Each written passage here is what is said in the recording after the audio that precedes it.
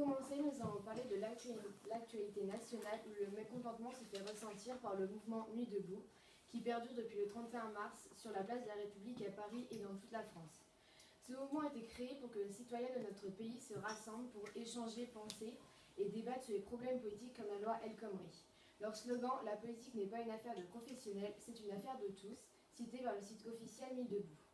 Mais une polémique est sortie de l'eau ce 16 avril 2016, accusant des manifestants de Nuit debout d'insultes envers le politicien Alain Finkielkraut, académicien français de gauche, qui était allé assister à un rassemblement sur la place de la République. Suite à ces propos qui sont apparus dans le journal Capital pour la première fois donc le 17 avril 2016, des politiques de gauche et de droite ont lancé des appels de soutien à M. Finkielkraut et ont pris sa défense. D'après le journal Le Capital, des manifestants auraient crié aux politiciens fachos et néo-réactionnaires qui auraient donc obligé M. Finkielkraut à repartir sans même pouvoir assister à l'Assemblée.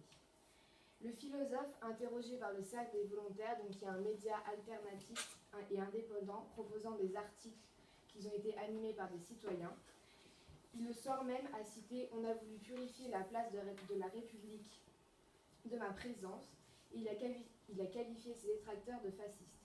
Pour le Parisien, ces images sont navantes. Pour le journaliste Jérémy Collade du journal Mariade, il dit « C'est étrange pour un collectif qui se gausse de démocratie de ne pas accueillir ceux qui ne pensent pas comme lui. » Mais tous les journaux ne sont pas du même avis, car d'après un témoignage recueilli par Europe 1, M. Finkielkraut a pu assister à l'Assemblée librement avant que 2-3 personnes l'insultent et le philosophe de gauche les aurait insultés à leur tour avant de repartir avec sa femme.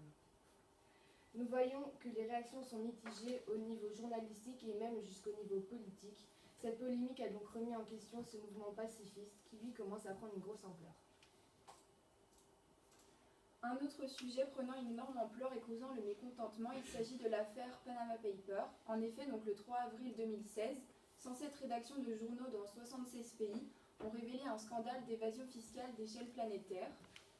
Donc, durant les 9 derniers mois, 370 journalistes ont étudié les 11,5 millions de données qui leur ont été fournies contenant les archives du cabinet panaméen Mossack Fonseca.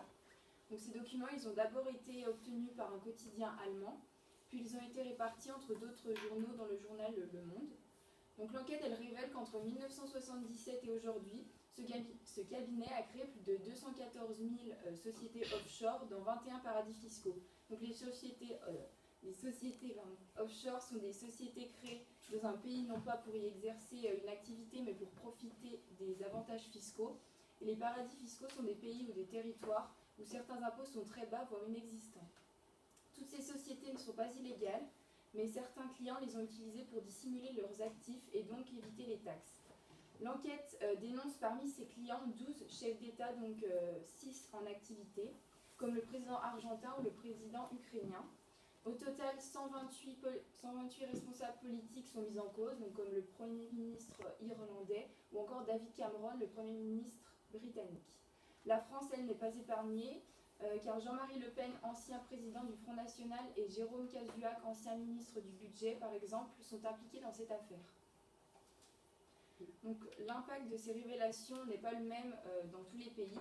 Par exemple, en Russie, le 4 avril, The Moscow Times rapporte les paroles du Kremlin, annonçant que cela est une manipulation des services secrets américains, destinée à déstabiliser le pays, et que, je cite, ces événements n'auront aucune répercussion en raison du manque de preuves établies pour cette enquête. Contrairement à la Russie, l'Islande, où les Panama Papers accusent le Premier ministre est furieuse, ces révélations ont déclenché une tempête politique où 22 000 Islandais sont descendus dans la rue pour exiger la démission du Premier ministre devant le Parlement de Reykjavik, annonce le quotidien Fréttablaðið du 5 avril qui évoque le sentiment de trahison des Islandais. L'affaire Panama Papers est la plus grosse fuite de données et le plus gros scandale d'évasion fiscale dévoilé à ce jour dans l'histoire de la presse. Il n'y a pas qu'au niveau politique que l'affaire Panama Papers fait scandale. La polémique s'installe également au niveau sportif avec l'affaire de Michel Platini. L'article du Monde du 28/09/15 nous explique que le scandale débute lors de la révélation d'un paiement de 1,8 million d'euros que Michel Platini a reçu en 2011 de la part de la FIFA. L'article TF1 News du 27/09/15 nous montre que Michel Platini est soupçonné de gestion déloyale et d'abus de confiance. Une procédure pénale suisse est lancée contre lui le 09-05-16. Platini passe au TAS, Tribunal arbitral du sport. Dans l'article Journal France 24 du 07-01-16, Michel Platini proclame son innocence et déclare que cette rémunération provient de 3 projets. D'une réforme du calendrier, le Goal Project, un dispositif d'aide et de soutien de la FIFA aux fédérations les plus pauvres, mais il ne donne pas plus de détails sur ses activités. Le scandale est annoncé dans toute la presse. L'enquête du journal Libération dénonce comment la FIFA sabote la candidature de Platini. La candidature de Platini pour la présidence de la FIFA est suspendue et du fait de ces accusations, Platini renonce à sa candidature. Platini fait de nouveau parler de lui dans l'affaire Panama Papers.